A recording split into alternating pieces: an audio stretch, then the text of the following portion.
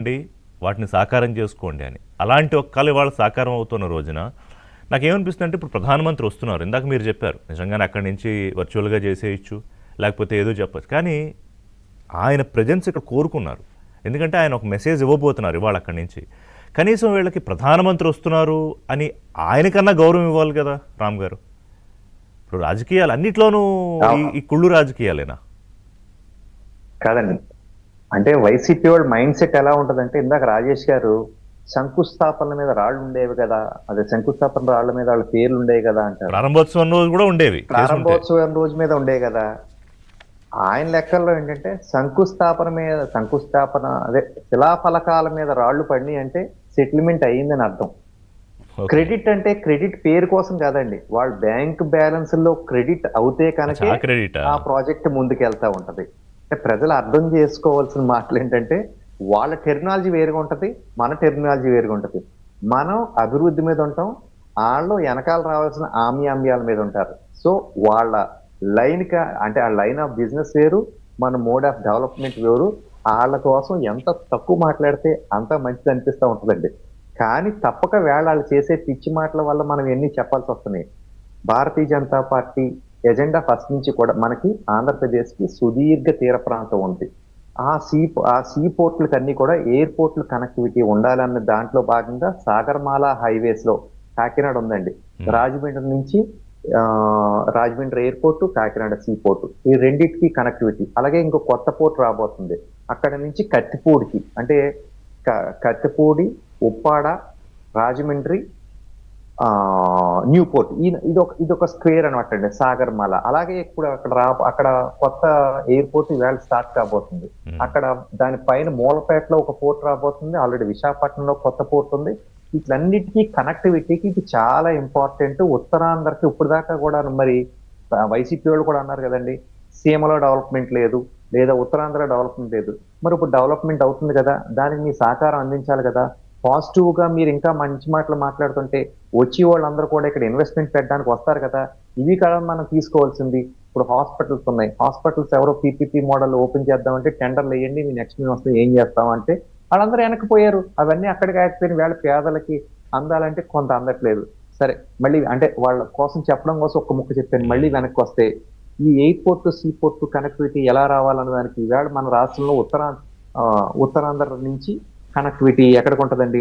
ఛత్తీస్గఢ్, ఇటు ఒరిస్సా కానివ్వండి, ఇటు ఉత్తరాఖండ్ కానివ్వండి, అంటే అన్ని వైపులకి శ్రీకాకుళం, విజయనగరం వైపు నుంచి అన్ని రాష్ట్రాలకి కనెక్టివిటీ. అక్కడిని కనెక్టివిటీ ఇక్కడికి వచ్చి రావడానికి ఈ రోడ్స్ కనెక్టివిటీ కూడా, నేషనల్ హైవేస్ అరకు పైనుంచి కూడా వేస్తా, అన్ని చోట్ల నుంచి కూడా హైవేస్ అన్ని కూడా కనెక్ట్ చేస్తూ వేల కోట్ల రూపాయలు అలొకేట్ చేస్తున్నారు. వాటిల్లో కూడా కొన్ని ఓపెనింగ్స్ వేళ ఉన్నాయండి. ఇంకో చిన్నది ఏంటంటే, ఏ చిన్న విషయాన్ని మరవకుండా భూములు ఇచ్చిన రైతులందరూ కూడా తొలి ప్రయాణం ఉచితం ఎంత అందంగా చేశారు చూడండి. వాళ్ళు ఎంత హ్యాపీగా ఉంటారు. అంటే వాళ్ళ భూములకి రియంబర్స్మెంట్ జరిగినా కానీ ఇది కూడా ఒక చిన్నపాటి. అవును, ఇవాళ వాళ్ళకి ప్రత్యేకంగా స్టేజ్ చేసి అక్కడ వాళ్ళకి ఆహ్వానం పలికారు. అలాగే మీరు అన్నట్టు ప్రయాణ సౌకర్యం, రాజేష్ గారు ఏమండి. అలాగే ఇప్పుడు ఎవరికైనా ఒకసారి, ఇప్పుడు కనుక నిజంగా వాళ్ళు ఒక్కసారి ఫ్లై చేస్తే, అంతకుముందు గతంలో ఫ్లై చేయకపోయినా ఒకసారి ఎక్కి దిగేటప్పుడు చూస్తుంటే జగన్మోహన్ రెడ్డి గారు మధ్యాహ్నం ఎయిర్పోర్ట్కి వెళ్తేనే ఈగలు దోలుకుంటున్నారు అని అనేవారు. ఇప్పుడు ఇంత కనెక్టివిటీ వస్తే 3000 ఎకరాల్లో ఎయిర్పోర్ట్ అంటే పైనుంచి నిజంగా రైతు దిగితే ఎంత సంతోషపడతారు. ఎందుకంటే అక్కడ కార్గో ఇన్ అండ్ అవుట్ వెళ్తుంటే ఎంతమంది వర్క్ చేస్తారు, ఈ ఫ్లైట్ వచ్చి వెళ్ళినప్పుడు ఎంతమంది వర్క్ చేస్తారు, వాటి కోసం ఆన్సరలీగా ఎన్ని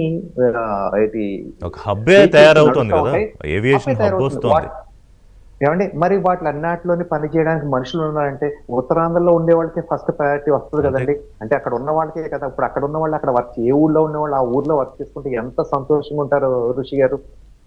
ఇవన్నీ కూడా ఏమి పట్టవు అతనికి. ఇప్పుడు డేటా సెంటర్లు వస్తున్నాయి, ఇప్పుడు విదేశాలకు వెళ్ళిపోవాలని అక్కడ నుండి జాబ్స్ పోతా ఉన్నాయి, విశాఖపట్నానికి వస్తారు, అక్కడే సెటిల్ అవుతారు, ఎంత హ్యాపీగా ఉంటది.